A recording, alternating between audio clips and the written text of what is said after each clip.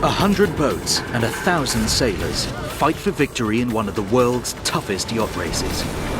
It's supposed to be a test to the male ego and all that type of thing. But polar winds trigger one of the deadliest storms of the century. The wind, the waves, the currents came together and produced a perfect storm. Wild weather hits the Sydney-Hobart fleet. There are conditions at sea that men and boats simply cannot withstand, and that's where we ended up. What started as a battle for glory quickly turns into a race for survival.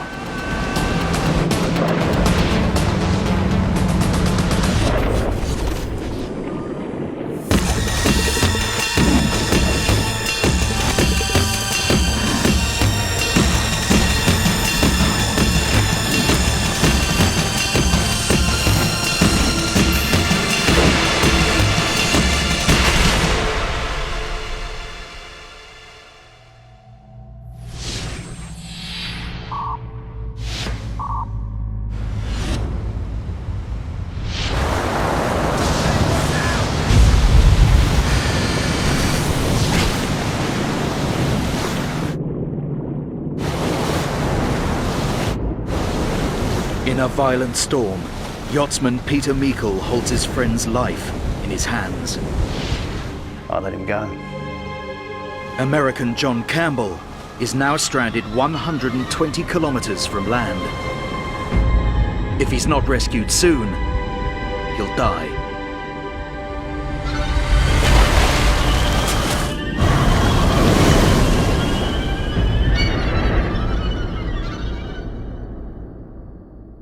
What a sight. Guns gone and they're away. December 26th, 1998. It's the day after Christmas, and 115 yachts jostle for position at the start of Australia's premier ocean race from Sydney to Hobart. The boats fight for every inch of water, every breath of wind to gain an early advantage.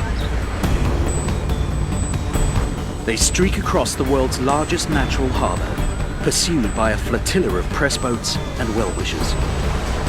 Spectacular start here as they carve their way towards Sydney Head. All classes of yacht compete, from professionally crewed 24-metre-long racers to simple 12-metre boats manned by amateurs. They race 1,066 kilometres down the east coast of Australia, across the Tasman Sea to Hobart, the capital of Tasmania. The yachts are brutally exposed to one of the roughest and most treacherous waters on the planet, the Southern Ocean. The competition takes an average of 3 days to complete, and sailors call it hell on high water. It's quite something to achieve that you've actually raced in the Sydney-Hobart race. Helicopter pilot Gary Ticehurst is filming the event for the Australian television network ABC. It's Gary's 16th year covering the race.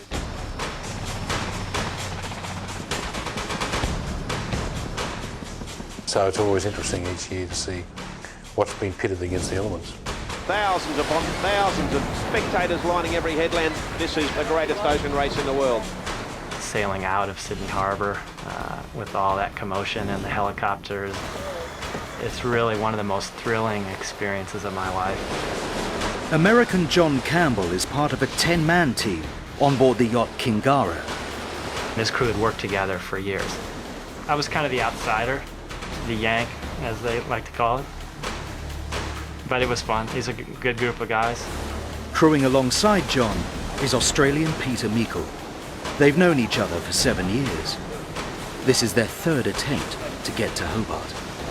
You get 10 guys and put them on a boat, and there's a lot of stories, a lot of laughing. It's a bit smelly, but it's an adventure. Mike Marshman from Adelaide is crewing on board rival yacht Stand Aside. Marshman, like most Australians, takes his sport seriously. You got to get wet, got to get hurt, got to get hungry. It makes the beer taste better at the other end when you get there. Mike epitomizes the world of competitive sailing. He lives for the adrenaline buzz and is prepared to take anything the race can throw at him. It's just a fantastic thing to do. Adrenaline rush at the start, adrenaline rush at the finish, and a bit of pain in the middle. The yachts tack out of Sydney Harbour into the Pacific Ocean. They pick up at 20 knots northeasterly, the ideal wind to blow them south to Hobart.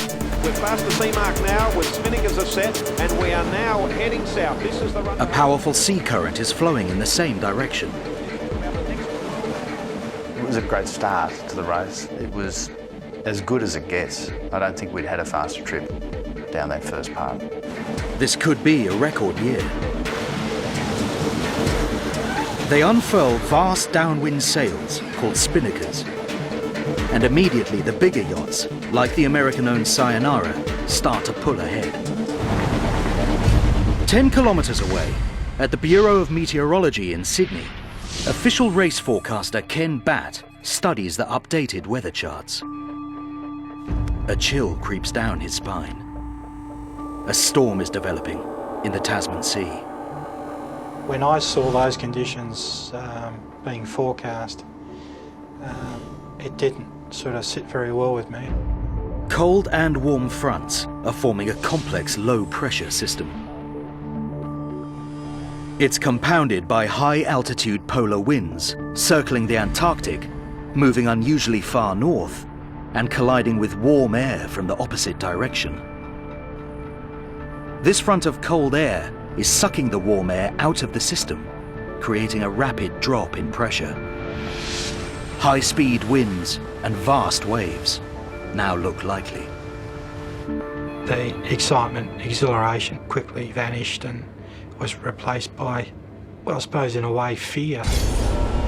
The last time Ken saw weather like this was in 1993, when gale force winds battered the sailors for 4 days. 66 boats abandoned the competition, and for the first time in the race's history, 2 yachts were destroyed. Ken and his team fear that if the weather deteriorates further, this year could be worse. At 2:14 p.m, he issues a priority storm warning to the fleet. It forecasts that 26 hours into the race, the yachts will encounter wind speeds of up to 55 knots, 102 kilometers per hour. It's classified as a Force 10 storm. Expanded search and rescue. Marine broadcast and rescue services are put on alert. Sydney Hobart competitors have begun preparing for the worst. The fierce southerly expected to hit the fleet on their first night at sea. The warning is relayed via radio to the yachts.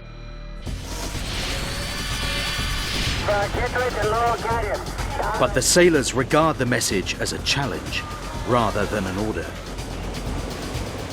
Not one of the 115 boats turns back. The yachtsmen and women are now sailing into what could be the most violent ocean storm in Australian history. By now, the adrenaline is pumping. Conditions are perfect. The pace is fierce. Leading the field is the bookies' favourite, Sayonara. The 24-metre yacht battles with the Australian boat, Brindabella. Brindabella's right up there and level.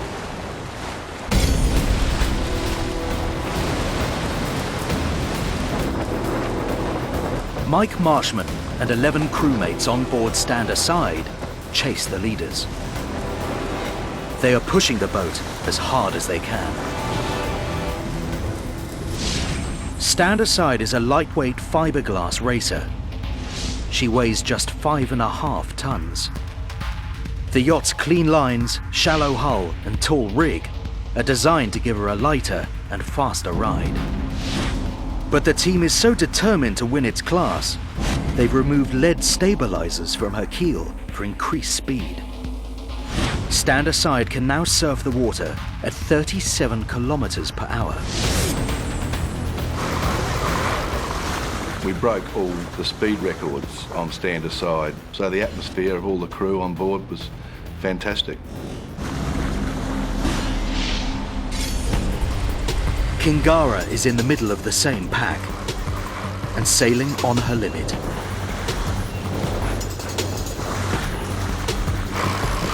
was just fantastic. It was just going like a train. It was handling beautifully. It was in its element. They were the conditions for that boat because it's bulletproof. Kingara is a 13-metre-long, single-masted wooden yacht. She was built in 1972, but what she lacks in high technology, she makes up for in experience. Kingara has 13 Sydney to Hobart races under her sail. She even survived the notorious 1993 race. Back at the Bureau of Meteorology in Sydney, forecaster Ken Batt is anxiously poring over computer weather models. When we saw the model output, we basically said amongst ourselves that there would be a massacre. At 3:53 p.m, nearly 3 hours into the race, Ken sends out a second, more severe high seas weather warning. It cautions that the low-pressure system is deepening. In 24 hours, the sea will go from rough to very rough, making waves up to 6 meters in height. The forecast is sent down the wire to the yachts, but it still doesn't deter the sailors. American yachtsman John Campbell expects the race to be tough. We weren't terribly concerned about our safety at that point. It was more, here we go again, this is another tough year, but it didn't necessarily put us off. Again, the yachtsmen fail to realize the importance of the warning. Not one boat abandons the competition.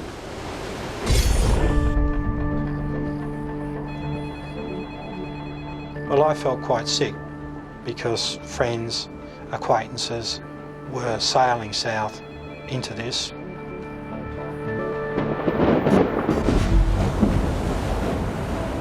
Ken has good reason to worry. The storm is deepening over the most dangerous stretch of water on the race route, the Bass Strait. Locals refer to it as the Black Hole. The current in the Bass Strait flows west to east. As the current driving the fleet down the coast of Australia enters the strait, the two forces clash. The result is rough water. The strait is just 50 meters deep, and the shallow ocean makes the choppy waters even more turbulent. But the weather has another deadly card to play. The polar jet streams entering the system from the south push the low pressure east. This causes the northeasterly winds to change direction and rotate a full 180 degrees to a southwesterly. The wind now moves in the opposite direction to the prevailing ocean current. It's a lethal combination. Steep-sided waves, 6 meters high, can materialize out of nowhere. The wind, the waves, the currents came together and produced, for want of a better term, the perfect storm. By midnight, Stand Aside is approaching the Bass Strait. An electric storm lights the night sky, and the 12-man crew encounter the first signs of trouble brewing. To have fork lightning in front, behind, left and right of you, it was just fantastic scenery. But when you've got 68 foot of aluminium being held up by steel rigging, it's a bit unnerving. 24 kilometers behind Stand Aside, Kingara is cutting through steep-sided 3-meter-high waves. But the yacht and her seasoned crew take it in their stride. By the time I came up on watch at midnight, we were really getting into the first part of the serious weather.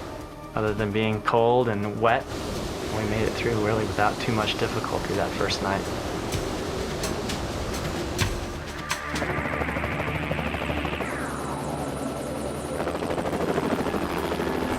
The next morning, ABC helicopter pilot Gary Ticehurst takes off from Merimbula and heads out to film the race leaders.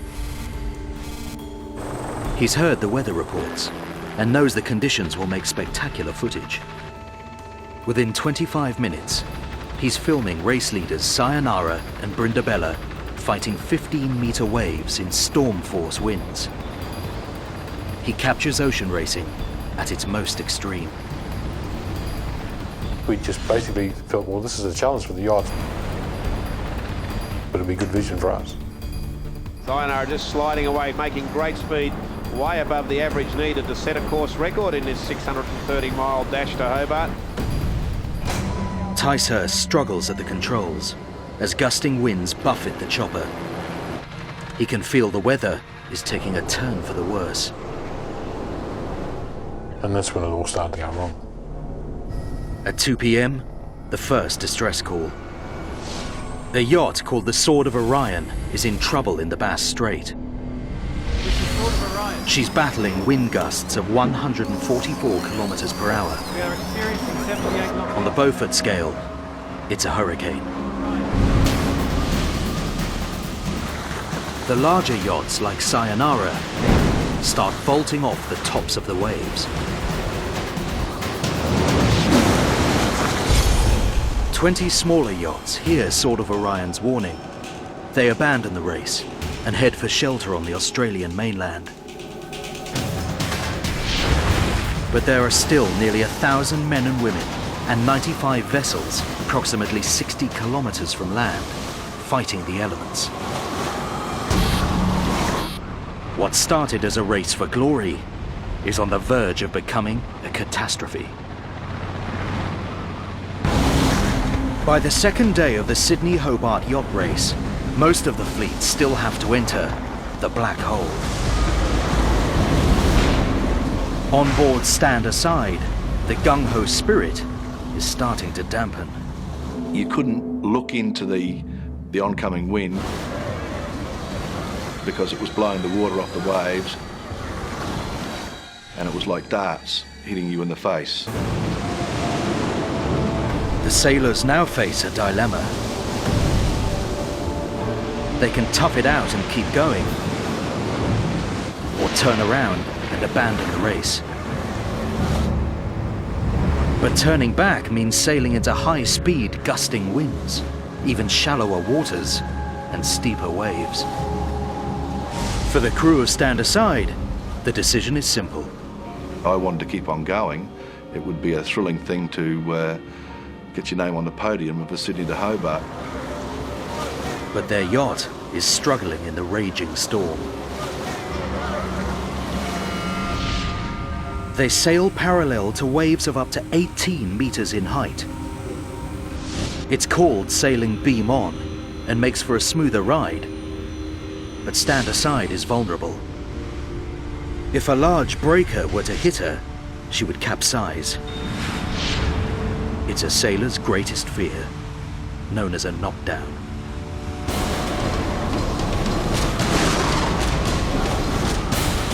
The crew know they are sailing on a knife edge. They fight to keep control and battle on.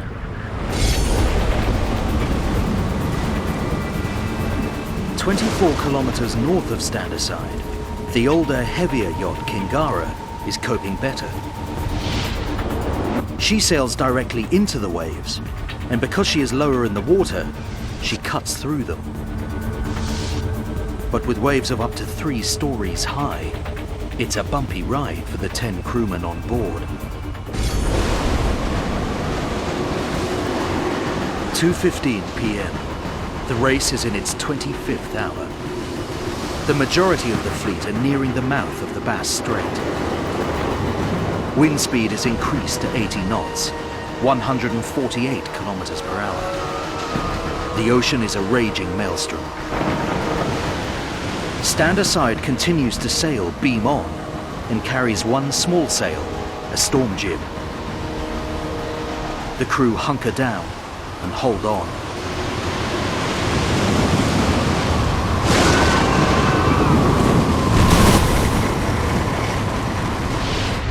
A huge breaking wall of water, 28 meters high, slams into the side of the hull.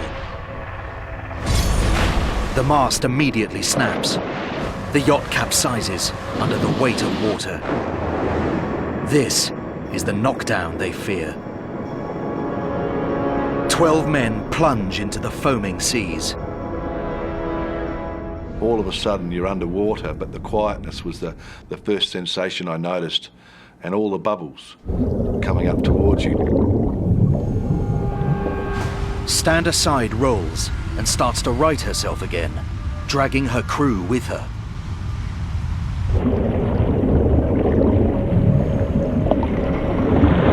We were ripped through the water with huge force, and you're supposed to come up the other side. I didn't come up. Mike is trapped in the rigging of the broken mast. He realizes he is facing death. It was at that stage I said basically my goodbyes. I was quite calm. I remember seeing my 3 kids' faces that I could actually reach out and touch them. It was so clear. As the oxygen level in Mike's blood plummets, he starts to black out. His vision dims. My vision wasn't back yet. I was still seeing double and really wasn't getting a lot of light in my eyes. Mike is blacking out.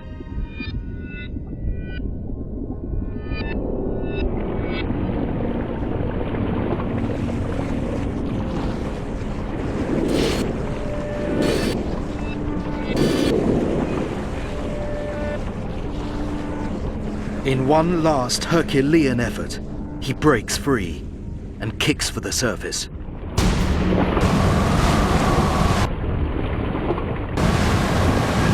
His mates drag him back into the boat, but their ordeal is far from over.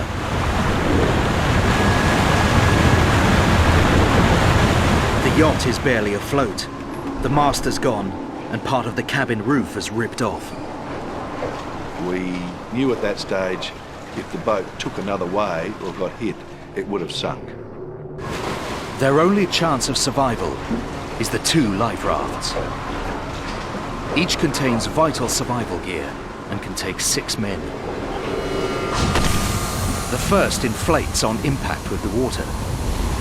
They tie the lanyard to the stern to secure it and throw in the second.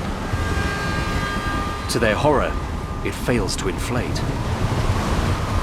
Before they can grab it, it slips away.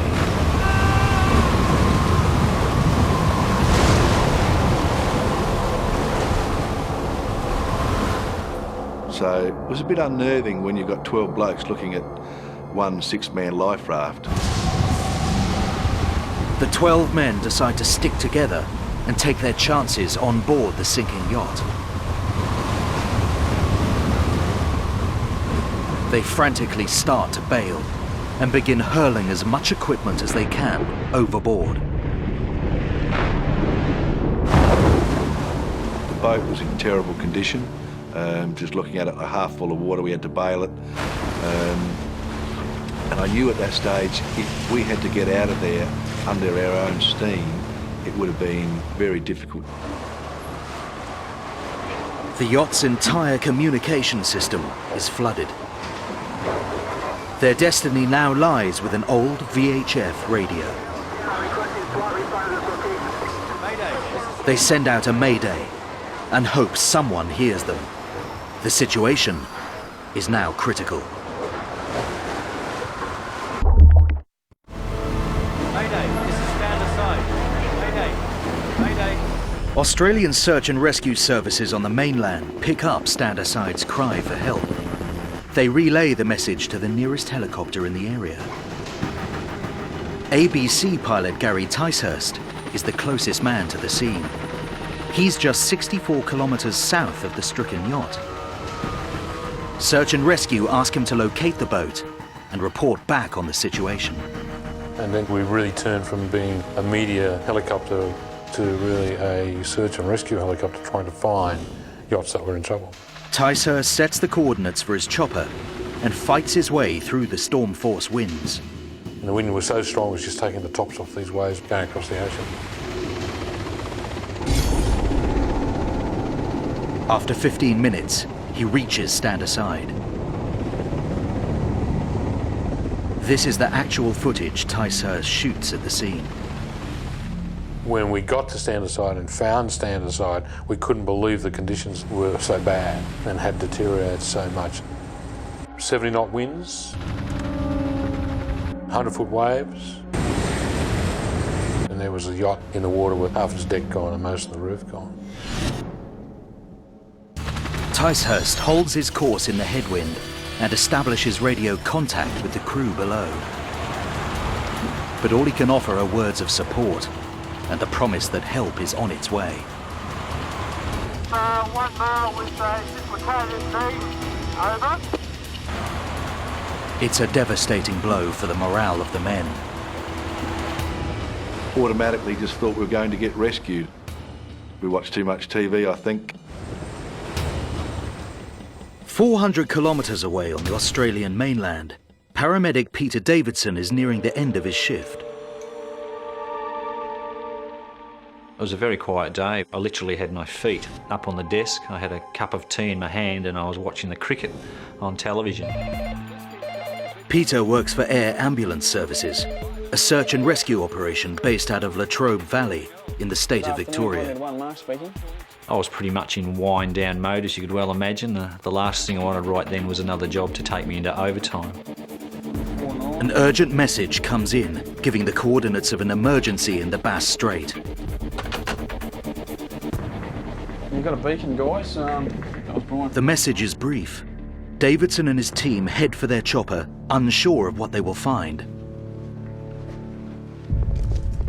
As they set off, the scale of the carnage is being broadcast to the outside world.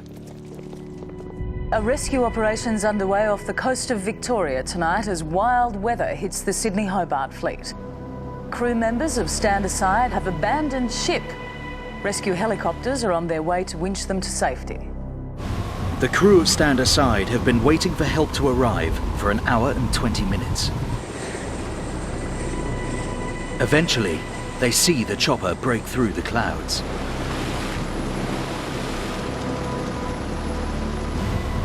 I still had no doubt that he was going to rescue us.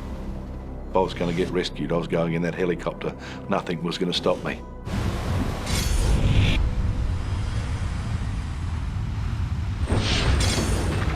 But on board the helicopter, Davidson and his team are unsure if they can rescue them at all. In the heavy swell, Standerside is a constantly moving target. To add to the challenge, the chopper is being buffeted by the storm. It is impossible to hold position. It was just absolutely mind-blowing. I was in the back there looking out the window just thinking, this is just impossible. And I was petrified at the thought of having to get into this, and I was just thinking it's going to be suicide if we got out. In these conditions, being lowered directly on board the yacht is highly dangerous. Davidson could be killed if he's thrown against the boat. He instructs the sailors to get into the life raft, 2 at a time. The pilot will hover over the raft and lower him into it. The plan is straightforward, but Davidson knows that rescuing all 12 men is an almost impossible task. When we slid this door back, we were hit with this needle-type rain with such ferocity that it actually hurt you to look out and be struck by the rain in the face. And if I was totally honest, I would have to say that I think I was initially getting out the door so they could see that I was making an attempt, because I just did not think I could get there.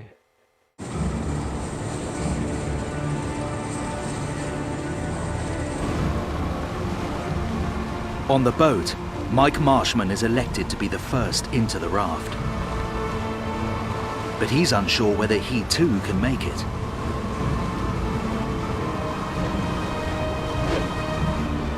It was moving at a great rate. I didn't want to jump in the water and have to get into the life raft. So I made sure I hit dead centre.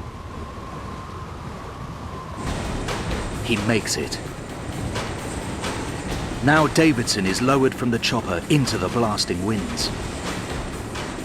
ABC pilot Gary Ticehurst hovers nearby, camera rolling. Within seconds, Davidson is hit by a massive wave. What I could see was that he was being dunked like a tea bag into this huge ocean and dragged all around the place by the chopper and the wire. As Davidson is dragged through the first wave, he has just moments to breathe before being struck by the next. I just remember tumbling over and over. I didn't know which way was up. I was thinking to myself, I'm going to drown here straight away, and I haven't even attempted to get to anybody yet. Davidson is bounced and dragged in and out of the surf. Rescue is beginning to look hopeless.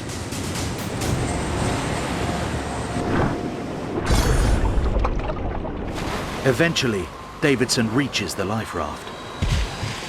But just as he grabs the side, he's slammed away.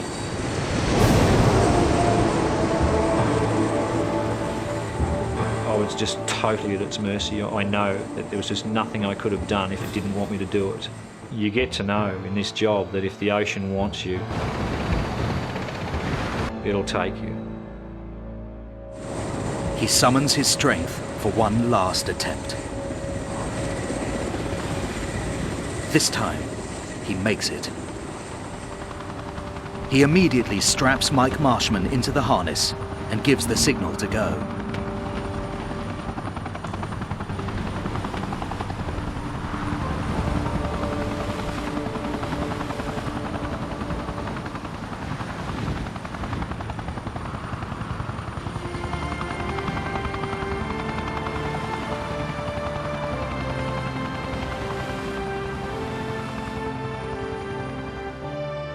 To have somebody in this harness at that point in time, for me, was just a feeling of absolute elation, absolute satisfaction, and I have never felt the strength of this feeling either prior to this incident or since this incident.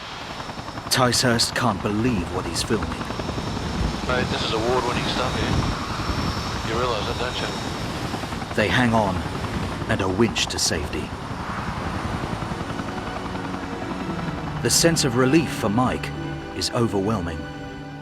I honestly believe the feeling after fear is the greatest feeling. The more the fear, the greater the feeling afterwards. But Davidson has just begun.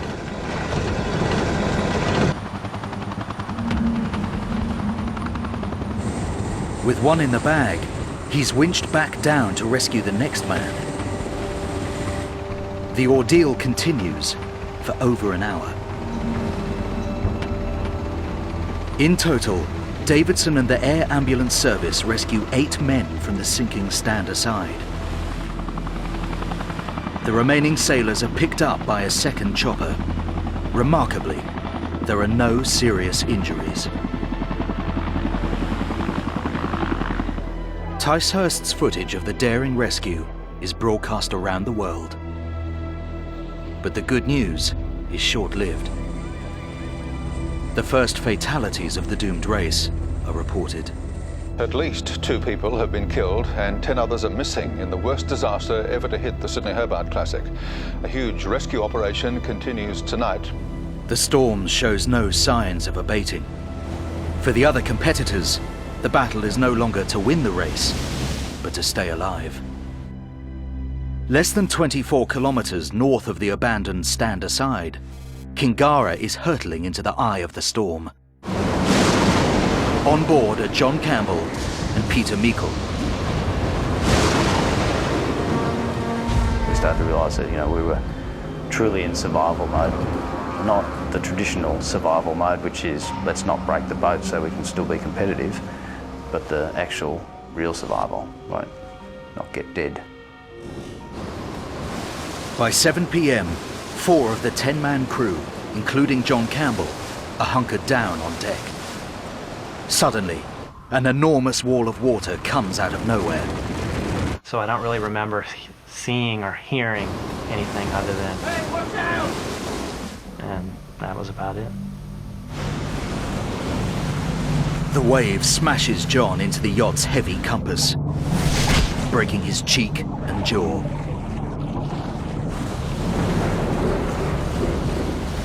The most eerie thing was I looked around, and whereas there'd been 4 of us on the deck, I couldn't see anyone. I couldn't see anyone at all. John is knocked overboard. He floats unconscious and injured in the turbulence. His harness is now his only lifeline. Peter Meikle immediately starts to pull him in. But John's harness is built into his jacket, and as he's lifted on board, it slips over his head. Meikle grabs his hand, but in the pitching seas, John's a dead weight. Then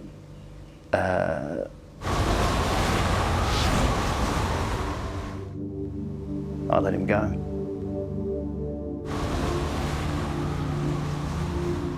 It was like it was happening to someone else, but I knew this was not good.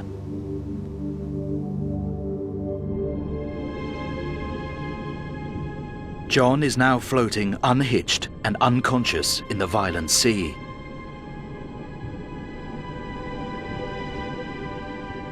As each second passes, he drifts further and further from the boat.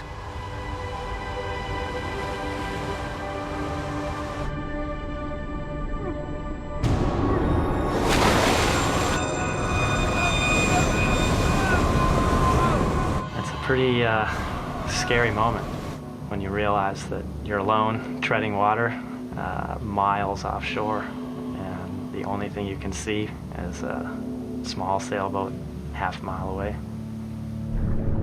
He starts to swim, but his boots and trousers slow him down. He kicks them off. Now all he's wearing is thermal underwear. He's losing heat fast and getting weaker with every minute. It was very clear to me that, I likely would not survive this. The water temperature is 18 degrees Celsius. Normal body temperature is 37 degrees. When his body temperature drops to 30 degrees, he will fall unconscious. At 26 degrees, he will die. He's running out of time.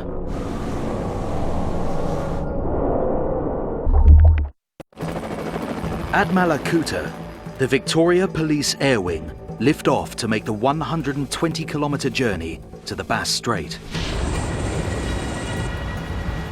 At the controls is pilot Darryl Jones.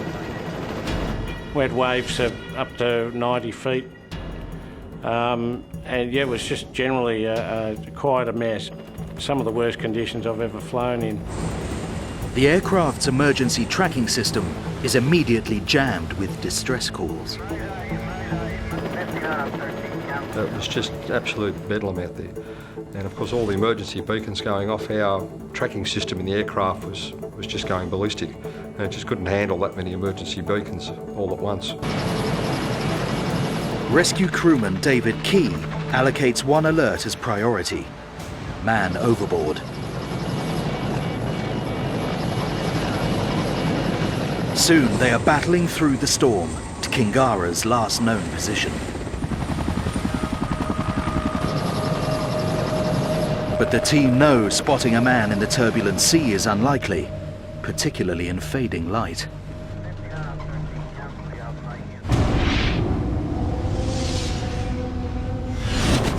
Below them, a disorientated and delirious John Campbell sees the chopper on the horizon. Seeing the helicopter was, one of those images that I'll never forget. Never in my wildest dreams did I imagine that a helicopter would be out in these conditions.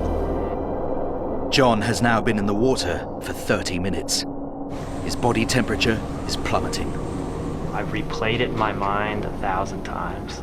I certainly feel like that was it for me. If the helicopter does not find me, I'm not going to survive. In the air, the rescue team must soon turn back. Their fuel gauge is low.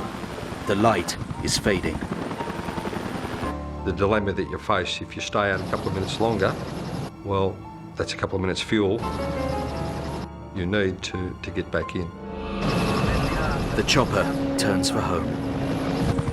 Then, in the vast grey swell, they see a dark shape. It's Campbell. But spotting him is one thing. Rescuing him seems impossible. If you give up, you know that fellow's going to die. David Key hooks himself onto the wire and steps into the elements. As Darryl Jones struggles to hold position, David is inched into the abyss. The first thing I noticed when I went out was just the ferocity of the wind. It was just absolutely just thumping into me.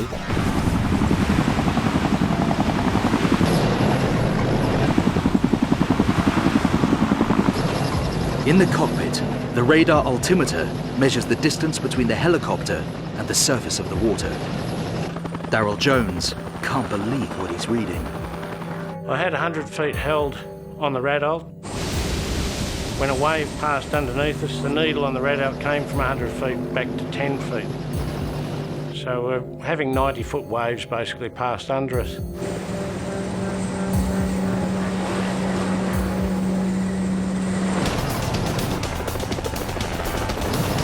Dangling helpless beneath the chopper, David Key is swept up in the massive swell before being slammed back down into its depths.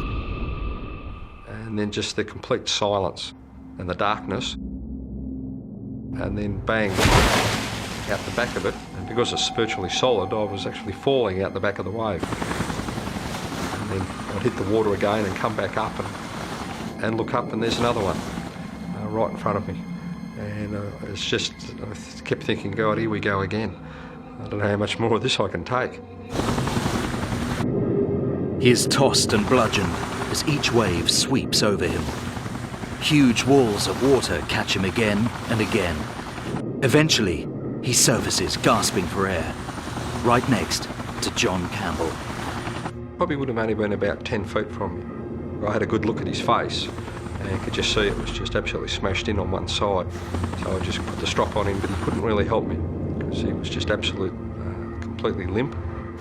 David signals to be lifted up, and the two men are winched skyward. The helicopter is now low on fuel.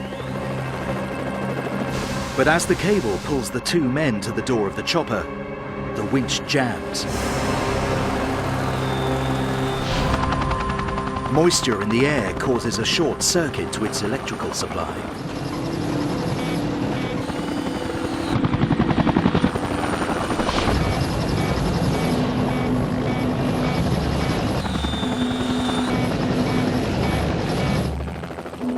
The pair hang helpless, out of reach of Barry Barkley, the winchman.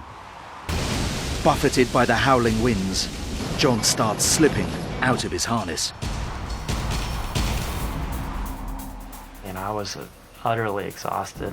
I had almost no ability to hang on, so I think I was completely at the mercy of Dave and his ability to keep me attached to the harness.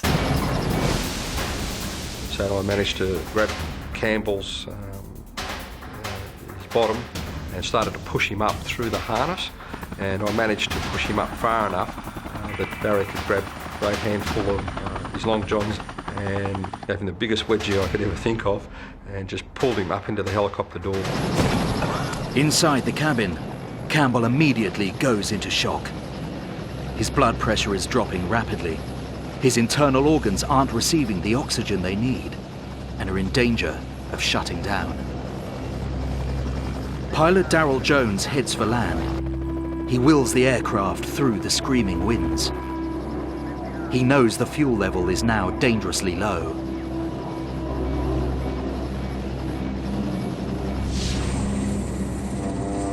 Maybe that's one of the reasons I'm still here, is it pushed the survival instinct a bit harder to get me home. At 8:15 p.m, they touch down on the first available land, a local football field. The engine runs out of fuel 40 seconds later. Campbell is rushed to hospital.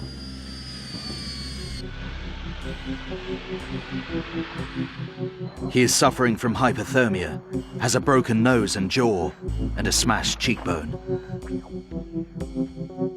It takes John weeks to recover. He is one of the lucky ones.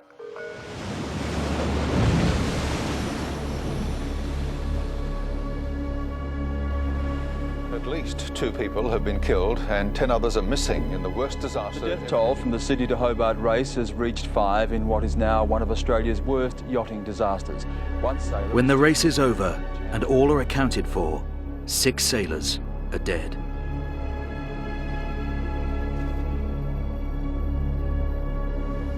"55 people are winched to safety. 46 are injured.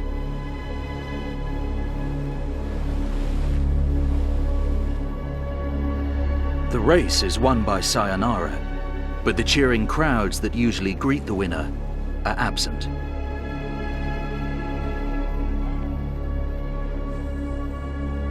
"115 yachts started the race. Just 44 make it to Hobart. It is the worst sailing disaster in Australian history. But one of the world's toughest ocean races continues, and there are few who want it any other way. Encountering a storm, was that the thrill of ocean racing? Absolutely.